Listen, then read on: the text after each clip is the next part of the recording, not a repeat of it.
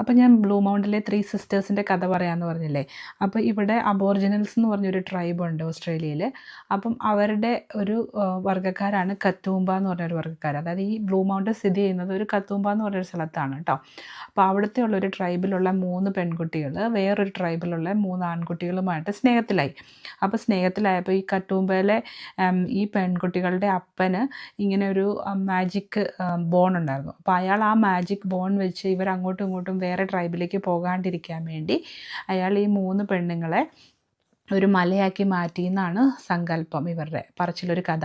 അപ്പോൾ ആ കഥയിലുള്ള ആ 3 പെണ്ണുങ്ങളാണ് ഈ 3 സ്റ്റോണായിട്ട് അവിടെ നിൽക്കുന്നത്. അപ്പോൾ അവരുടെ പേരാണ് മെഹ്ന, വിംല, ഗുനേന്ദു. അപ്പോൾ 3 സിസ്റ്ററും അതിൻ്റെ പിന്നിലെ ഒരു കഥയും അങ്ങനത്തെ ആ ഒരു സ്റ്റോറിയും നിങ്ങൾക്ക് മനസ്സിലായില്ലേ.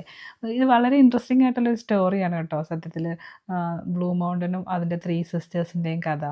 അപ്പോൾ നിങ്ങൾക്ക് ഇൻട്രസ്റ്റ് ആണെങ്കിൽ ഗൂഗിളിലൊന്ന് സെർച്ച് ചെയ്താൽ മതി. അപ്പോൾ അതിൻ്റെ റിയൽ സ്റ്റോറീസൊക്കെ കുറച്ചുകൂടെ വിപുലമായിട്ട് നിങ്ങൾക്ക് കാണാം ആ സ്റ്റോറി അതിനെപ്പറ്റിയുള്ളത്.